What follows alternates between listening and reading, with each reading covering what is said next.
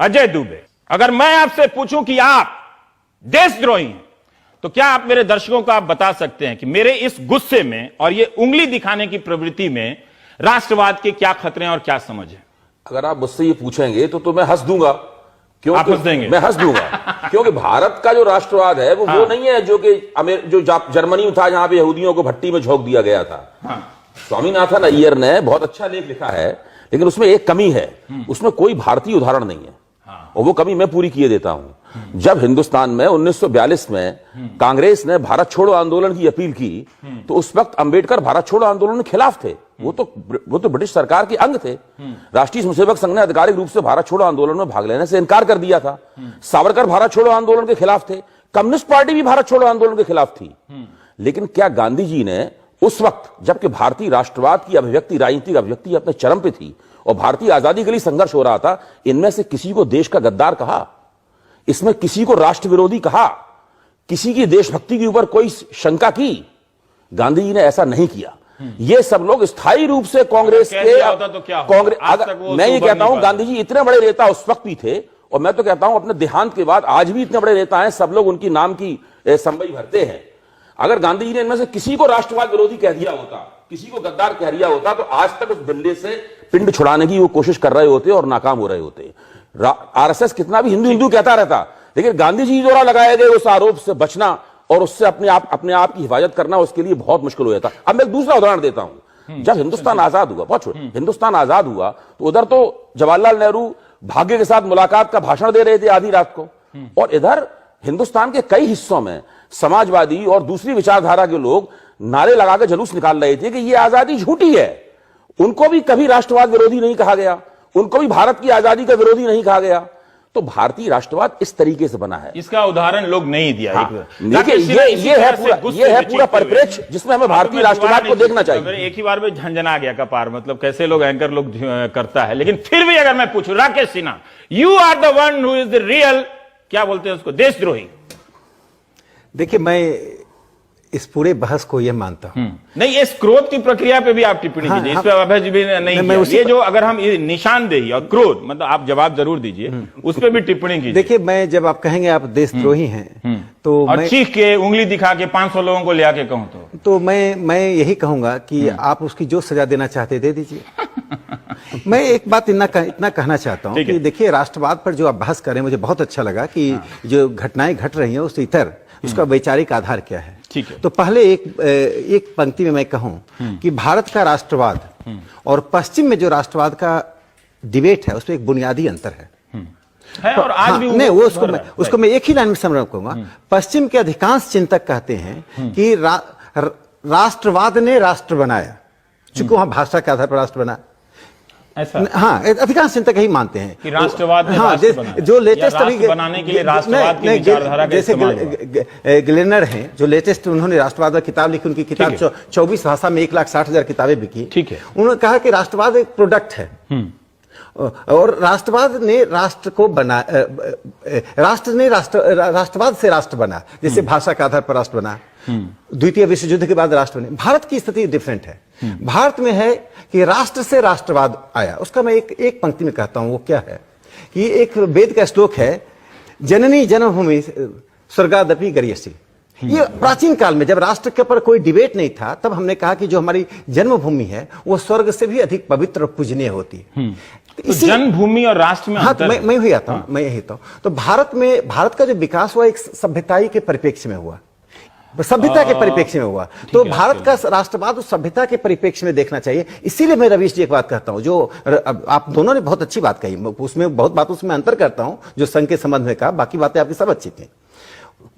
वो क्या है, नहीं जो आप अंतर करते हैं तो वो भी आप बता नहीं, वो भी बता दूंगा, एक आध लाइन में तो बता ही दीजिए। हाँ, बता दूंगा। देखिए, भारत का राष्ट्रवाद कोर्सिव नहीं है।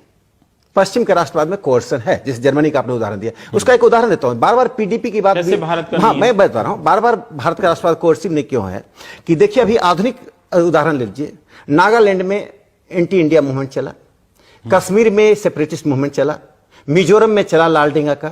सब जगह हमने डेमोक्रेटिक प्रोसेस से जो सीमांत क्षेत्र, सेना का कोई रोल नहीं है कहीं। आजकल के माहौल में तो डर रहे हैं हम लोग। एक लोकतांत्रिक प्रक्रिया के तहत हमने राष्ट्रवाद को इवॉल्व कराने की कोशिश की। ठीक है। एक दूसरा जो प्रोसेस के साथ चलता है, जो बहुत इंपॉर्टेंट है भारत में एक एसिमिलेशन का प्रोसेस चलता है। यदि पश्चिम का पैरामीटर माने तो लैंग्वेज के आधार पर यदि भारत में राष्ट्र बनाए तो 3000 राष्ट्र बन जाएंगे, यदि धर्म के आधार पर बनाए तो सैकड़ों राष्ट्र बन जाएंगे। तो हमने ये कहा कि भारत में राष्ट्रवाद का एक साधारण मतलब यह है कि आप अपनी जन्मभूमि, जो आपकी जन्मभूमि है, उसके प्रति आप एक इमोशनल एफिलिएशन। अगर आप यहां रुकें तो मैं इस पर टिप्पणी करना चाहता हूं कि आपने वेद के श्लोक का उदाहरण दिया, जननी जन्मभूमि, लेकिन ये और सभ्यता का उदाहरण दिया। तो सभ्यता यूरोप में भी पहले थी, ऐसा नहीं है कि जब वहां पर एक तरह से इवॉल्व आया, और सभ्यता कोई बहुत अच्छी चीज नहीं है, मैंने उसमें सामंतवाद है, उसमें कई तरह के शोषण है। तो हम आजकल वो कल्चरल प्रोग्राम के प्रोडक्ट के रूप में देखते हैं ना कि प्रगति मैदान में सिविलाइजेशनल कल्चरल प्रोग्राम हो रहा है। लेकिन जैसे ही आप उस पुराने श्लोक का देते हैं तो ये भी देखा गया, जो अध्ययन करने वाले रहे हैं, उन्होंने कहा कि एक आप उस आइडिया को, जो आज का आइडिया, जो 19वीं सदी का आइडिया है, उसको वहां ले गए जाके, जहां कोई राष्ट्र की कोई कल्पना नहीं थी, लेकिन वो जन्मभूमि की बात थी, जो आज के आइडिया से मैच कर जाती है। ये मेरी जन्मभूमि है, जो इसकी एक सीमा है। तो एक आपको नहीं लगता कि ये 19वीं सदी की बात को अब और पीछे ले आकर एक दूसरे तरीके से राष्ट्र को देखने की कोशिश करते हैं, जैसा यूरोप में भी देखा गया है? ऐसी बात नहीं है कि इस प्रवृत्ति से नहीं देखा गया। देखिए क्योंकि आप कह रहे हैं कि अलग है हमारा नजरिया। एक मैं अभय जी से सहमत हूं कि, या वो शायद ये सहमत होंगे कि भारत की जो इंपीरिक राष्ट्रवाद की जो वास्तविक जो बिंदु हैं, उस पर हमने अध्ययन नहीं किया। हमने पश्चिम के पैरामीटर से भारत के राष्ट्रवाद का ये हो सकता है, लेकिन उसका मैं 2 उदाहरण बताता हूं कि देखिए टैगोर क्या कहते हैं। टैगोर राष्ट्रवाद को कहते हैं ये मैकेनिकल है, ये सिर्फ इकोनॉमिक आधार पर लोग इकट्ठा होते हैं, पॉलिटिकल आधार पर। उन्होंने कहा इसकी जगह क्या होना चाहिए, एक दूसरे समाज का नाम लिया, स्वदेशी समाज से विस्थापित किया, जिसमें भावना होती है, इमोशंस होता है। जो स्वदेशी समाज की बात टैगोर कर रहे हैं, वास्तव में राष्ट्रवाद उसी को भारतीय राष्ट्रवाद रिफ्लेक्ट करता है, जिसे इमोशंस होता है एक दूसरे के प्रति, और पूरा अर्थ अपना है।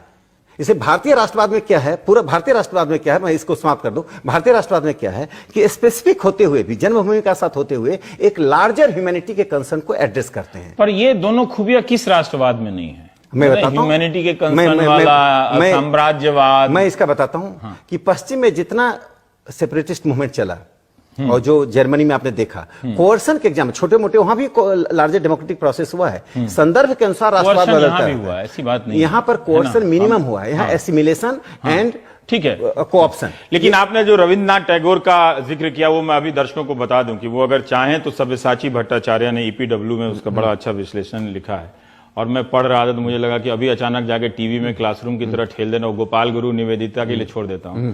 और मुझे बहुत गुस्सा आ रहा है कि उन्होंने आपको क्यों नहीं बुलाया। आप भी आपका भी एक राइट विंग का भी पर्सपेक्टिव होना चाहिए, नेशनलिज्म होना चाहिए। और क्या, जब बहस हो रही है तो होना चाहिए जिसमें सारे लोग सुने। इसमें यही तो जेएनयू की विशेषता है कि वो डिबेट को, मैं उम्मीद करता हूं कि आपका जब सम्मेलन होगा राष्ट्रवाद पे तो आप निवेदिता मेनन को बुलाएंगे। मैं तो अपने यहाँ सब लोगों को बुलाता था। आप अपने यहाँ बुलाते, और मैं बताऊं रवि सिंह, मैंने आपको कई बार आमंत्रित किया, आप नहीं आए, तो मैंने आपकी इस वजह से मैं नहीं आया, किसी और अभय जी आए, एक मैं भी आ जाऊंगा। और एक मार्क्सवादी को बुलाया, उसके कारण जनसत्ता ने 4 हफ्ते तक डिबेट चलाया गया। क्यों बुलाया? डिबेट चलना चाहिए, बहुत अच्छा है। क्यों बुलाया? मैं तो डिबेट चला रहा हूं कि उन्होंने 7 क्लास लिया तो 1 क्लास आपका क्यों नहीं लिया? अगर आरएसएस में कोई नहीं है और आप ही हैं तो आपको बुलाना चाहिए। अगर कोई नहीं मिल रहा है नेशनलिज्म पे बोलने के लिए, लेकिन जो उन्होंने टैगोर का उदाहरण दे दिया, लेकिन मैं जो समझा वो सब्यसाची भट्टाचार्य को पढ़ते, टैगोर का भी राष्ट्रवाद की समझ जो है वो बहुत उभरती जा रही है। अगर हम संक्षेप में ना दें, अजगर सांपेर एक को नीति, मतलब अजगर सांप की नीति है, मतलब राष्ट्रवाद। आज टैगोर होते तो लोग पता नहीं क्या करते, उनकी दाढ़ी नोच लेते कि क्या करते। मेरा कहना है कि आप बंगाल क्यों जा रहे हैं? हम लोग तो हिंदी के क्षेत्र के व्यक्ति हैं, हिंदी का चैनल चला रहे हैं। प्रेमचंद ने राष्ट्रवाद के बारे में क्या कहा था? क्या कहते? प्रेमचंद ने कहा था कि राष्ट्रवाद आज के जमाने का कोड है, तोड़ी जा सके। नहीं, प्रेमचंद ने कहा था कि राष्ट्रवाद आज के जमाने का कोड है। प्रेमचंद ने कहा था। और जो कमल किशोर गोयनका ने उनका जो संकलन किया उनके निबंधों का, उसमें ये निबंध भी मौजूद है, और राकेश जी ने निश्चित रूप से पढ़ा होगा क्योंकि वो गोयनका जी का अक्सर जिक्र करते रहते हैं। दूसरी बात, जब रविंद्रनाथ ठाकुर जापान गए, जापान में उनका भव्य स्वागत किया गया, लेकिन जब उन्होंने वहां पर मंच पर खड़े होकर राष्ट्रवाद की बहुत कठोर आलोचना की तो जापानियों का उत्साह ठंडा हो गया। और फिर पूरे जापान में उनको बहुत ज्यादा तरजीह नहीं दी गई। रविन्द्रनाथ ठाकुर लगातार राष्ट्रवाद की आलोचना करते थे, क्योंकि राष्ट्रवाद में एक प्रवृत्ति होती है, चाहे वो भारतीय राष्ट्रवाद हो, मैं भारतीय राष्ट्रवाद का प्रशंसक हूं, उसके बावजूद मैं कह रहा हूं चाहे वो यूरोपीय राष्ट्रवाद हो, वो समाज को हम और वे में बांटता है। कहीं भी हर जगह हमेशा हम और वे में बांटता है। जैसे कि सावरकर वीर सावरकर, जिनकी मैं बड़ी इज्जत करता हूं, उन्होंने राष्ट्रवाद को पुण्य भूमि और जन्मभूमि की अवधारणाओं में बांट दिया।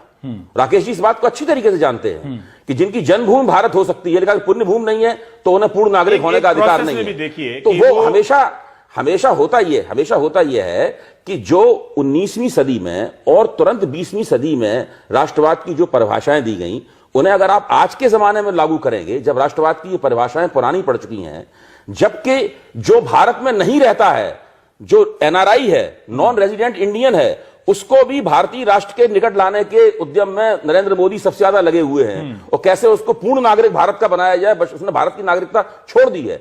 ऐसे जमाने में जब भारत के अंदर आप ऐसी राष्ट्रवादी राजनीति करेंगे जो कि हम और वे में समाज को विभाजित करेगी, राजनीति को विभाजित करेगी, तो क्या होगा? बात ये आप दोनों के उदाहरणों से कि मुझे भी ठीक लग रहा है कि आप भारतीय संदर्भ में, खासकर हिंदी के संदर्भ में आप लोग उदाहरण दे रहे थे, ये ठीक है, यहां तक बात ठीक है।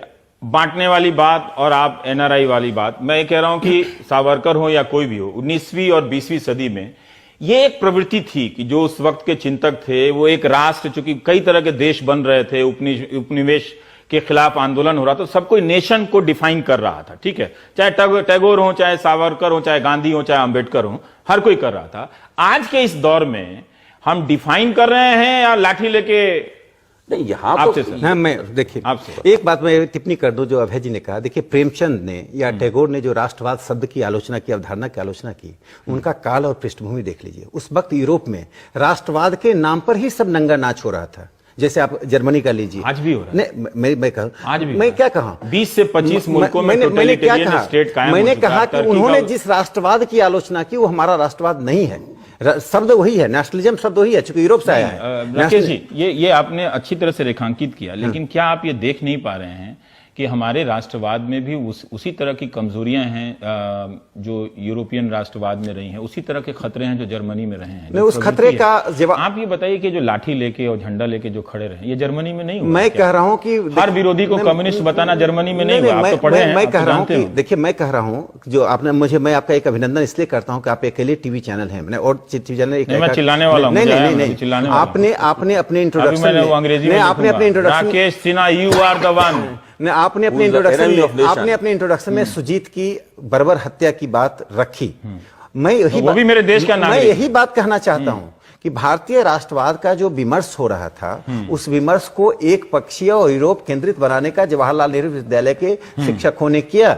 यही कारण है कि हमारे जैसे लोगों को नहीं बुला सकते। पढ़ा रहे हैं, इतनी शिकायत है कि वहां राकेश सिन्हा क्यों नहीं है, और क्यों नहीं है? एक तरह उसको बात भटक गई। दो बातें मैं दो बातें जोड़ दी। भारत में राष्ट्रवाद की जो कल्पना है, उसमें कल्पना है कि राष्ट्र के साथ वो राष्ट्रवाद आया, राष्ट्रवाद से राष्ट्र नहीं बना। इसीलिए हम अपनी संस्कृति और विरासत को महत्व देते हैं। इसीलिए जवाहरलाल नेहरू जो सबसे सेकुलर थे, उन्होंने ये सवाल उठाया था कि आपको अपनी विरासत से हृदय में झंकृति होती है या नहीं होती है। जब विरासत की, सर, ये जो पॉलिटिकल कल्चर के रूप में नेशनलिज्म यूरोप में था, तो वहां भी कई तरह के इस तरह के ड्रामेबाजियां विरासत नहीं, यूरोप में जो राष्ट्रवाद था, नहीं साइज का जो बलिदान है, उस तरह से उत्सव नहीं मनाया गया। कौन को पढ़ लीजिए, हेस को पढ़ लीजिए, ग्लेनर को पढ़ लीजिए, राष्ट्रवाद पर जितने डिबेट एंडरसन को पढ़ लीजिए, स्मिथ को पढ़ लीजिए, इतना किताब बताइए कि दर्शक टीवी छोड़कर चीखने चिल्लाने वालों के पास चला जाए। स्मिथ को पढ़ लीजिए। सब लोगों ने राष्ट्रवाद को ज्यादातर राजनीतिक और आर्थिक अवधारणा से जोड़ा है, उन्होंने सांस्कृतिक पक्ष को कम रखा है। भारत में जो मैं कह रहा हूं, जो आरएसएस और बीजेपी कहना चाहती है, वो कहना ये चाहती है, जब आप राष्ट्रवाद को परिभाषित करते हैं तो आप अपनी विरासत को, अपनी संस्कृति को और सांस्कृतिक इतिहास को उपेक्षित ना करें। सिर्फ एक ही संदर्भ है जो जवाहरलाल नेहरू विश्वविद्यालय के जैसे प्रोफेसर जानबूझकर एक्सक्लूजन में विश्वास करते हैं।